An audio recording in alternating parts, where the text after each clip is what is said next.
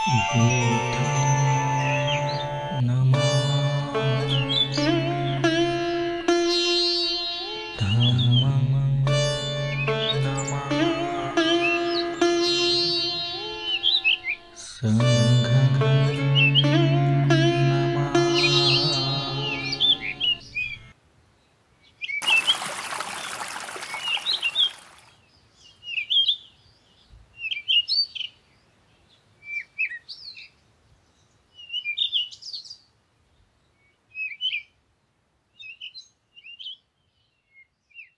आपल्याला दिसेल आणि त्या धर्मामुळे इतक्या लोकांचं कल्याण झालेलं आहे. आता सुद्धा तुम्ही जगामध्ये बघितलं तर आता पण अनंत बलाच्या अवस्थेला गेलेले बरेच भिक्षू आहेत, उपासक आहेत.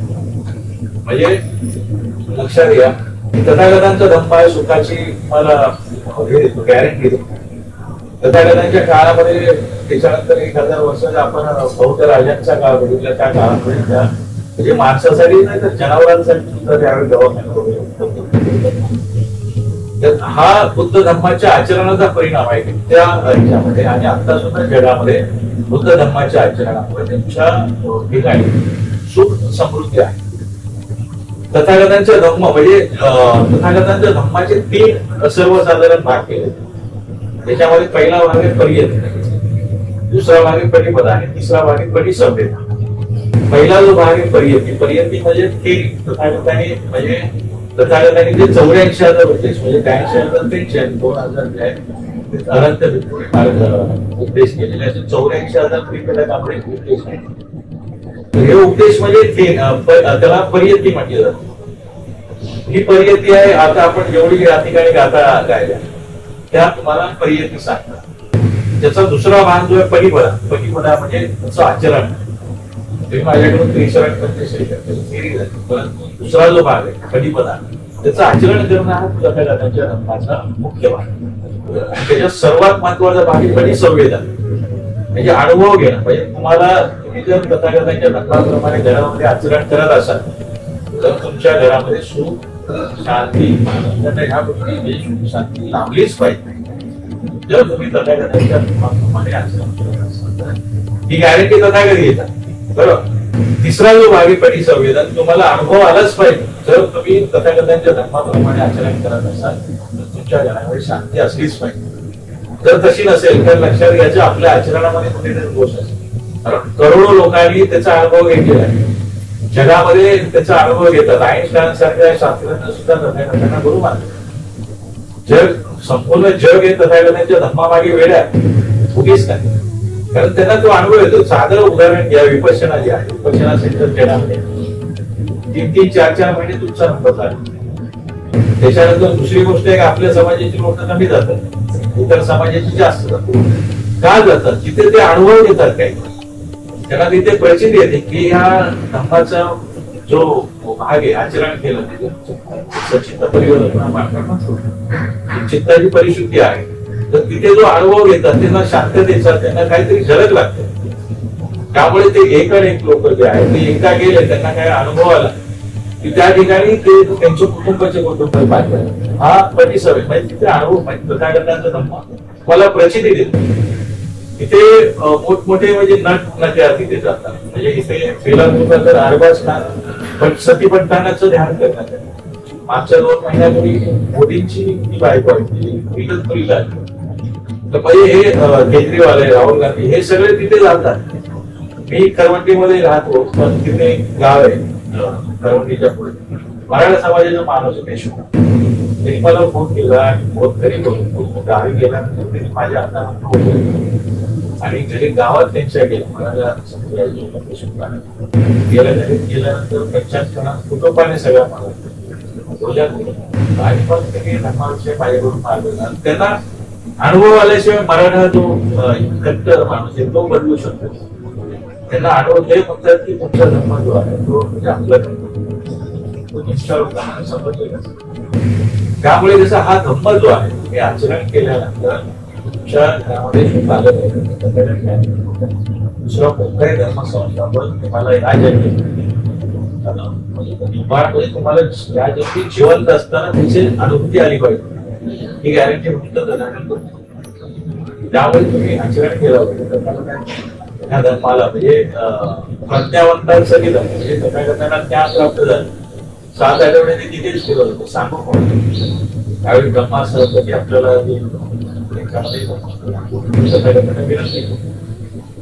त्यावेळेपासून सुरुवात आहे की ब्रह्म दिसता म्हणजे धर्म पाहिजे असं तर विनंती करायची म्हणजे आपण याचना केली.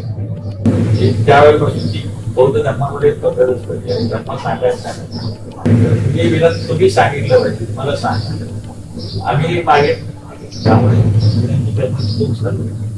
तर तथागतांना विनंती केल्यानंतर त्यांनी तो धर्म जो आहे बघितलं की कोणाला सांगता येईल तर त्यांना ते 5 विद्वान म्हणजे हा धर्म विद्वानांचा धर्म आणि बाबासाहेब आंबेडकरांनी आपल्याला 1956ला दिला 56ला दिला बरोबर 56ला दिल्यानंतर 68 वर्ष झाली आपल्याला जी आपली ओळख म्हणजे बाबासाहेबांनी धम्म दिला त्यावेळी बाबासाहेबांनी 50ला घोषणा केली की बौद्ध धर्म देणार फील्ड वर केलं लोकांना का धम्म द्यायचं ते सांगितलं. ते सांगितल्यानंतर बाबासाहेबांच्यामुळे ओबीसी समाज आहे मानत सवर्ण आहेत ह्या लोकांची सुद्धा इच्छा झाली की आम्हाला तसं त्या लोकांनी 56ला घेतला. परंतु हा धर्म जो आहे हा धर्मानंतर जो आहे आपल्या लोकांनी ज्या पद्धतीने आचरण केलं ते आचरण बघून मराठा समाज जो आपल्याला येणार होता तो मागेच थांबला. कारण 68 वर्षामध्ये आपल्या लोकांना त्रिशरण धम्म जो आहे तो विशाल आहे म्हणजे तथागत म्हणतात जंगलामध्ये जेवढी झाडाला पान आहे तेवढा माझा धम्म आहे कारण माझ्या मुठीमध्ये जेवढी पान आहे तेवढीच तुम्हाला सांगतो. धम्म फार विशाल आहे धम्माच्यामध्ये धम्म आहे विशाल त्रिपिटक आहे आयुष्य पुरत नाही. तर आपला म्हणजे बेस कुठे आहे त्रिशरण पासून येत नाही आपल्याला इथून सुरुवात. आता हा धम्म देण्यामागे बाबासाहेबांचं काय कारण बाबासाहेबांनी आपल्याला हा धम्म बरोबर पाठी दिला की बाबासाहेबांनी सांगितलेले भारताचा जो इतिहास क्रांती प्रतिकार आणि प्रामाणिकांचा जीव घेणं संघर्ष मी काय सांगितलं हा जीव घेणं संघर्ष हे बाबा बुद्धांची जी क्रांती आहे ब्राह्मणांनी म्हणजे अक्षरशः म्हणजे पुष्कळ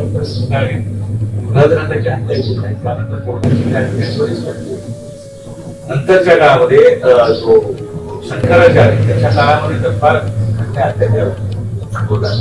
हा धम्म याच्यावरून चिरडून केलं म्हणजे तथागतांच्या क्रांतीला प्रतिक्रांतीमध्ये संघाच्या माध्यमातून जे ब्राह्मणी व्यवस्था होती त्याला परत संतांच्या माध्यमातून प्रतिकार केले. संतांना ठार केले. त्याच्यानंतरच्या काळामध्ये संतांच्या काळामध्ये परत छत्रपती शिवाजी महाराज संभाजी महाराज या लोकांनी पण ब्राह्मणी व्यवस्था आहे तिला जुमानलं त्यामुळे त्या लोकांची हत्या ब्राह्मणांच्या पेशवाई आली. पेशवाईला उद्ध्वस्त केलं पुढे आहेत शाहू महाराज आहेत बाबासाहेबांचं संविधान आहे म्हणजे हा जो इतिहास आहे आपण एखादी गोष्ट केली की त्याला नष्ट करणं हे ब्राह्मणांचं काम म्हणजे क्रांती प्रतिकार हे चालूच आहे. आणि बाबासाहेबांनी शेवटचा हातोला मारला संविधान देऊन संविधानाचं 13वं कलमच सांग इथून पुढचे जेवढे पण कायदे म्हणजे 1950च्या अगोदरचे जेवढे पण कायदे आहेत जे संविधानाला म्हणजे मूलभूत हक्काला हानी करतात हे सगळे शून्य झाले. त्यामुळे बाबासाहेबांनी मोठी क्रांती केली म्हणजे प्रामाणिक म्हणजे देवाची कायदे बाबासाहेबांनी नष्ट केली त्यावेळेस. त्यामुळे बाबासाहेबांनी ज्यावेळी संविधान सभेवरती घ्यायचं होतं त्यावेळी नेहरू गांधीजींना सांगितलं की यांना घेणं गरजेचं म्हणजे पर्याय नाही बाबासाहेबांना संविधान सभेवर पर्याय नाही.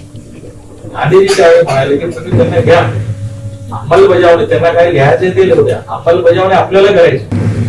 त्यामुळे त्यांनी लिहिलं बाबासाहेबांनी क्रांती केली संविधानाच्या परत सत्तेवरती सगळे ब्राह्मण आता देशाकडे न्यायपालिका प्रशासनामध्ये जवळजवळ 2700 पद म्हणजे 2018चे त्यावेळी 27 न्यायाधीश त्यामध्ये 3च फक्त इतर समाजाचे बाकी सगळे सगळे काम म्हणजे क्लास 1 म्हणजे IAS वगैरे ह्या ज्या रँक्स आहेत 2700च्या आसपास काही 2300 झाल्या ब्राह्मणांच्या. त्याच्यानंतर मीडिया त्यांच्याकडे आहे त्याच्यानंतर मॅक्झिमम सगळ्या गोष्टी त्यांच्याकडे. तर हे जे आहे त्यांनी काय केलं प्रतिक्रांती केली. आपल्याला जे जे अधिकार बाबासाहेबांनी दिलेले आहेत आपल्याला म्हणजे आपल्याला जे नोकऱ्या लागायच्या रिझर्वेशन नोकऱ्यांना त्यांनी काय केलं खात्री त्याच्यानंतर तुम्हाला सरकारी नोकऱ्या लागतात तर मग ते टेम्पररी बेसवर तुमच्या पेन्शन बंद केलं. पेन्शन असले की माणूस मिळतच असते, पेन्शन बंद केलं. सरकारी नोकऱ्या बंद केल्या. जे लोक नगरपालिकेच्या शाळेतून शिक्षण घेतात, अधिकारी होतात, नगरपालिकेच्या शाळेचा दर्जा त्यांना केला, त्या शिक्षकांना नाही दिला. तुम्ही इंग्रजी शाळेमध्ये जाता त्या एक आपल्याला एक 2 लाख रुपये फी आहे पहिलीची. आमचं संपूर्ण शिक्षण 0 पैशामध्ये. तर हे त्यांनी प्रतिक्रांती केली. बाबासाहेबांनी आपल्याला की बाबासाहेब म्हणाले लढाई आहे भारताचा इतिहास आहे, हे समतावादी विचारधारा आणि विषमतावादी विचारधारा यांचा लढा आहे. हा लढा जिंकायचा असेल तर तुमच्याकडे आर्थिक बळ, मनुष्यबळ आणि मानसिक बळ लागतं. आता आपल्याकडे आर्थिक आणि मानसिक बळ थोडंफार आहे, परंतु आता पण आपण अल्पसंख्याक आहोत. भारतामध्ये बौद्धांची लोकसंख्या 75 लाख आहे, अधिक 150 करोड मध्ये 1 करोड पण नाही आपली लोकसंख्या. ह्या एवढ्या संख्येला तुम्ही म्हणजे या लोकांना संरक्षण कसं नाही भेटलं. बाबासाहेबांना दिव्य चक्षु प्राप्त झाले होते, ज्या 8 विद्या होत्या त्यामध्ये दिव्य चक्षु पण आहे. हे काय अंधश्रद्धा नाही, तसं धर्माचं आचरण करून मला एक गोष्टी प्राप्त होऊ शकतात. बाबासाहेबांची एकेकाला तर फार हुशार होती. त्यांनी पाहिलेले 50 वर्षामध्ये काय होईल, या लोकांना कशा परिस्थितीला तोंड द्यावं लागेल. त्यांनी विचार करून आपल्याला बौद्ध धर्म दिला आहे की बौद्ध राष्ट्र तुमच्या मागे उभे राहतील. इथे तुमच्या नोकरीचे प्रॉब्लेम झाले, शिक्षणाचे प्रॉब्लेम, बौद्ध राष्ट्र तुमची म्हणजे आम्ही भारतीय भिक्खू म्हणून त्या ठिकाणी थायलंडमध्ये किती माणसं भारतीय बौद्ध म्हणून म्हणजे इतर देशातले लोक तर असे म्हणतात काय भारताकडे पाय धरून झोपत नाही. भारताचे ही बौद्ध लोकांनी बौद्ध धर्माविषयी इतर देशांमध्ये श्रद्धा आहे, त्यामुळे आपल्याला अडीअडचणीला ते लोक मदत करतील. पण आज काय बौद्ध झाले पाहिजे की दांडिया खेळतात, गणपती बसवतात, कोकणात तर बसवतात आपली लोक. त्याच्यानंतर परत उपास तपास करतात, नवरात्र करतात, ह्या गोष्टी अजूनही करतात. आणि आपण सरण्यात किंवा सरण्यात आता हे जे तुम्ही करताय हे बाहेरच्या बौद्ध राष्ट्रामध्ये दिसत नाही. तुम्ही बौद्ध म्हणून चुकीची म्हणजे ओळखच नाही जगामध्ये. याचं कारण असं, याचं एक उदाहरण आहे की नेहरू सरकार असताना भारतामध्ये काय नागपूरला काही लोकांनी धम्मदीक्षा घेतली, त्यांची दिंड काढली. हे काढल्यानंतर त्यावेळी जपानी शिष्टमंडळ भारताबरोबर व्यापारी चर्चा करणार. त्यांनी ज्यावेळी ही टाइम्स ऑफ इंडियामध्ये बातमी पाहिल्यानंतर या घटनेचा निषेध केला त्यांनी आणि भारताबरोबर व्यापारी बोलायचं टाळलं आणि ते जपानला घेऊन 1 वर्ष त्यांनी भारताबरोबर कसलाही व्यवहार केला. त्याची दखल नेहरूने घेतली आणि त्यांनी काय केलं, पीटीआयला आदेश दिले की तुम्ही यांच्यावर अत्याचार झाला तर दलितांवर अत्याचार झाला असं आता पण बातम्या बघत आपल्यावर अत्याचार झाले तर ते दलितांवर दलित वस्ती केली असं त्यामुळे जगामध्ये आपल्यावर काय झालेलं आहे ते लक्षातच येत नाही. आणि आपले पण लोक अशा प्रकारे आचरण धर्माचे करतात की ते लोक आपल्याला हिंदू समजतात. त्यामुळे बाबासाहेबांसारख्या विद्वानाने आपल्याला हा धर्म दिलेला आहे. त्याच्यानुसार आचरण करा. हा धर्म तुम्हाला सुखाची गॅरंटी देतो. या धर्माने बाबासाहेबांचं किंवा बुद्धांचं काय कल्याण होणार नाही, ते मार्गदर्शक आहे. तथागतांचा धर्म आहे कर्म सिद्धांत सांगतो. तुमच्या आयुष्यामध्ये येणारं प्रत्येक सुख दुःख याला बाहेरची शक्ती जबाबदार नाही, तुम्हीच त्याला जबाबदार असाल. तुमच्या आयुष्यामध्ये येणारं दुःख आता हे तुला आहे. तुम्ही चांगला अभ्यास केला, चांगले काम केले, चांगले कॉलेज भेटले, इंजिनिअरिंग कॉलेज, मेडिकल कॉलेज, सरकारी हे भेटल्यानंतर यांना चांगल्या नोकऱ्या लागतील, चांगला पगार भेटेल आणि आयुष्य सुटाने जाते. त्यासाठी आज काही आता कर्म जे आहे चांगले केलं पाहिजे. म्हणजे यांचं कर्म जे आहे त्यांच्या भविष्यासाठी म्हणजे जे आहे तुमचं कर्म जे आहे तुम्हाला सुख आणि तुमचं कर्म तुम्ही कर्म कसं तथागतांचं म्हणजे जमन पोटकर जे आहे त्यामध्ये पहिलंच आहे मनोसाची पदोनीना भासती मन श्रेष्ठ सर्वश्रेष्ठ. तुम्ही मनाच्या वाटून विकाळ आपण म्हणजे ब्रह्मपालन खात्यामध्ये म्हणजे तथागतांनी मूळ धर्म सांगितले जो कर्म सिद्धांतावर म्हणजे तुमच्या आयुष्यामध्ये येणारं सुख त्यामुळे तथागत म्हणतात काय करायचं, संप पापस आपण काम करायचं, कुशल उपसंता कुशल गोष्टींचं हे करायचं आपण जमा करायचं, सचित्त परियोधन चित्ताची गरज हे काम नसतं, हे बुद्धाचं शासन आहे. चित्ताची परिशुद्धी कशी करायची, 40 प्रकारचे कर्मस्थान सांगितले आपल्याला आणापासून सांगितले. तर ह्या गोष्टी आपल्याला करायला असतात. परत हे केल्यानंतर तुम्ही अनुभव तरी घेतला पाहिजे, म्हणजे हे केलं तर तुम्हाला प्रचिती आहे. तर तथागताचा धम्म हा धर्मसिद्धांत आहे आणि मनाला विशेष महत्व तथागतांच्या धम्मामध्ये. माणसाची प्रगती जी आहे ती फक्त मनाच्या शक्तीमुळे झाली. तुम्हाला म्हणजे माणसाच्या मनात आलं मला आकाशात उडायचं आहे, त्यांनी विचार केला, विमान तयार केले. कोणत्याही देवाने विमान नाही केलं. त्याला वाटलं मला इथून अमेरिकेमध्ये बोलायचं फोनचा शोध लावला, म्हणजे तुमच्या मनात यावं लागतं. तुमच्या मनात आल्याशिवाय जागेवरनं उठू पण शकणार नाही, मनात यावं लागतं, मला उठायचंय. त्यामुळे तथागतांच्या धर्मामध्ये मनाच्या शक्तीला फार महत्व आहे. एखादा माणूस वेळवर असेल, शेवटची घटना मधून असेल, इच्छाशक्ती चांगली असेल तर तू त्यातून पण बाहेर येऊ शकतो. साधं उदाहरण, युआंग चीन मधून भारतामध्ये चालत आलेले 4000 किलोमीटर प्रवास करून मनाच्या शक्ती. आत्ताचं उदाहरण घेतलं तर बिहारमध्ये तो मांडे नावाचा एक रस्ता आहे, एकट्याने तो पहाड फोडलेला आहे आणि रस्ता तयार केलेला. तुमची इच्छाशक्ती किती चांगली आहे त्याच्यावरती अवलंबून. त्यामुळे मनाची शक्ती जी आहे, मनाची शक्तीला आपल्याला वळण देणं हे काम तथागतांनी धम्मच त्याच्यासाठी. मनाला सकारात्मक करायचं. तुमचं मन सकारात्मक असेल, चांगले विचार केले तर तुम्ही जगामध्ये कोणतीही गोष्ट प्राप्त करू शकता. त्यामुळे ह्या गोष्टी सांगितल्या. तर मी म्हणजे आमच्या महानागसंख्येच्या सध्या उपक्रमांची पंचसूत्रिका आहे, तर ते सांगून मी थांबणार आहे काय परत सुरू करायचं. तर आपण कमीत कमी काय केलं पाहिजे हे बाबासाहेबांनी आपल्याला सांगितलं. पहिली गोष्ट दीक्षा घ्यायची. कारण बाबासाहेब जन्माने कोणी बौद्ध बनावं लागतं. जसा ख्रिश्चनाचा बाप्तिस्मा झाल्याशिवाय त्याला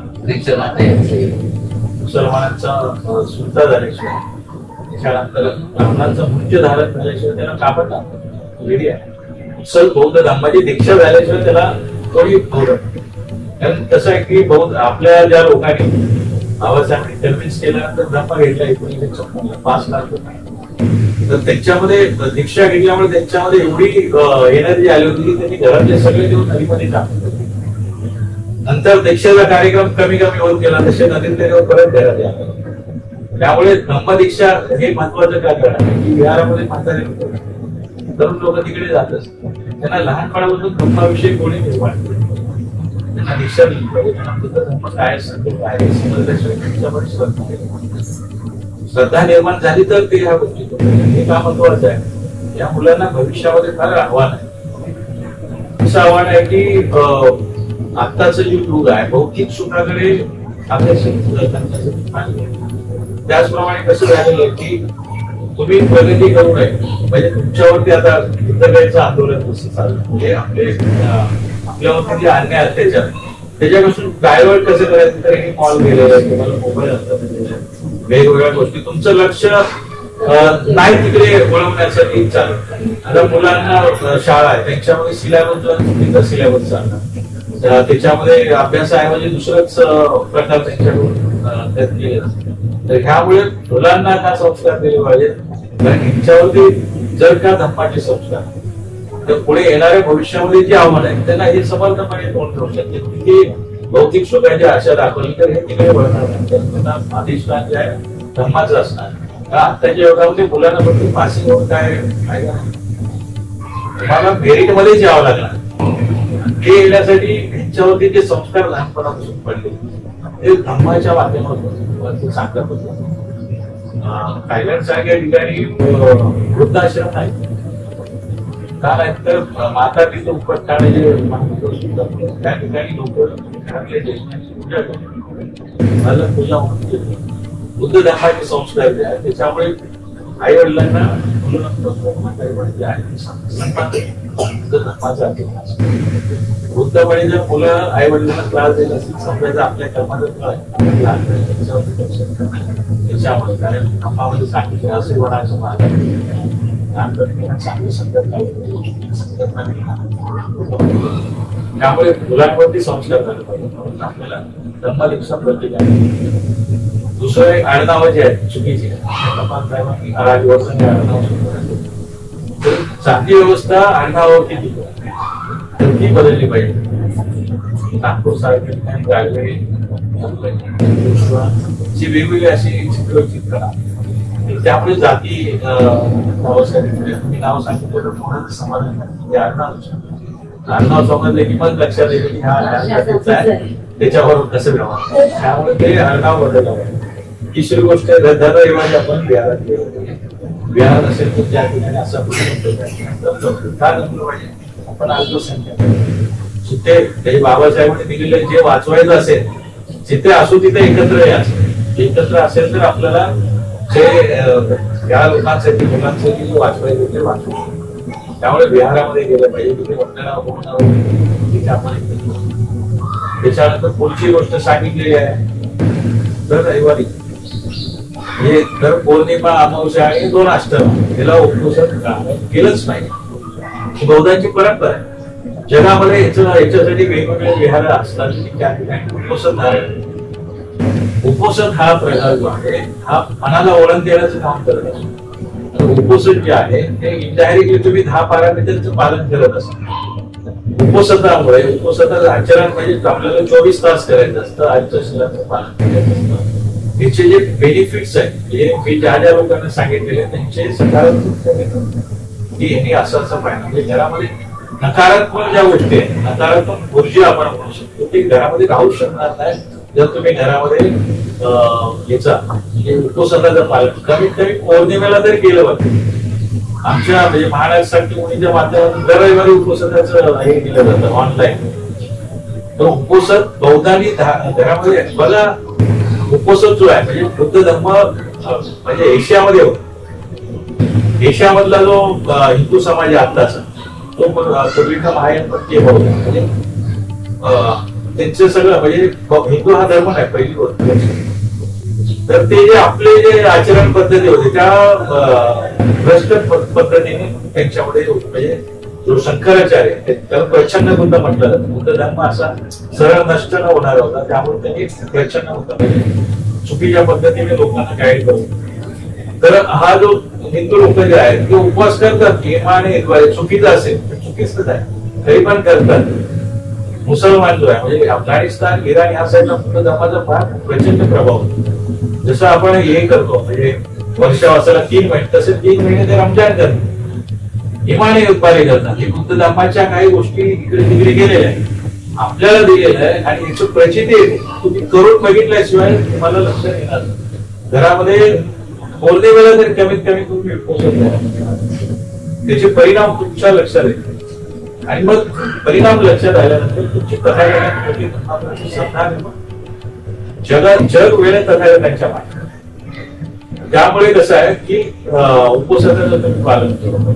त्याच्यानंतर पुढचं आहे की 5% धम्म जाणले आहे धम्म कार्यासाठी. उपवासात मध्ये सकाळी जे आहे म्हणजे आम्ही ऑनलाईन देतो कोण असेल तर असं म्हणायचं की 3 अष्टशिलांचं अष्टशिला आपल्या पुस्तकामध्ये आहे ते म्हणायचं आणि त्यानुसार बघायचं म्हणजे पहिले 5 शिला आहेत पाण्याची वादविवाद त्यानंतर चोरी आहे म्हणजे कोणाची म्हणजे कोणाची वस्तू परवानगी त्याच्यानंतर तिसरं आहे की अब्रह्मचर्य म्हणजे भाव त्याच्यानंतर कठोर बोलणं त्याच्यानंतर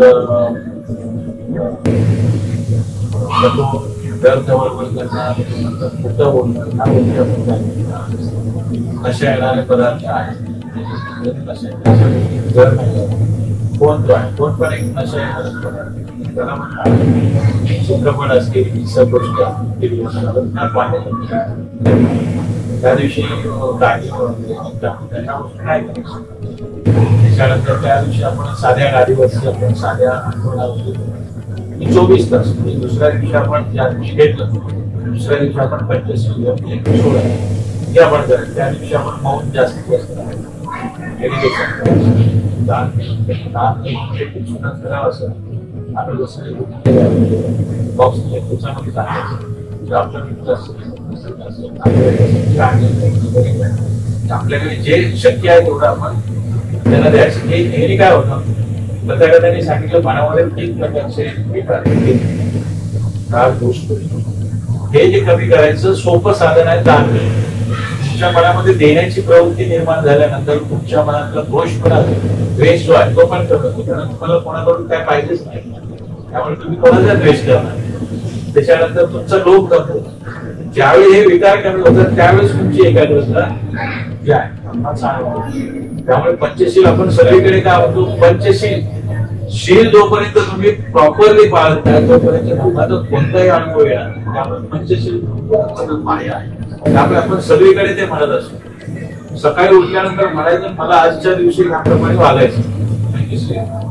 तर ह्या गोष्टी आहेत तर आपण त्या दान वगैरे करायचं. त्यानंतर पुढचं शील जे आहे विकार भोजन 1 वेळा जेवायचं दिवसात सकाळ संध्याकाळ थोडाफार अनुभव पाहिजे. त्याच्यानंतर जे आहे एवढे 800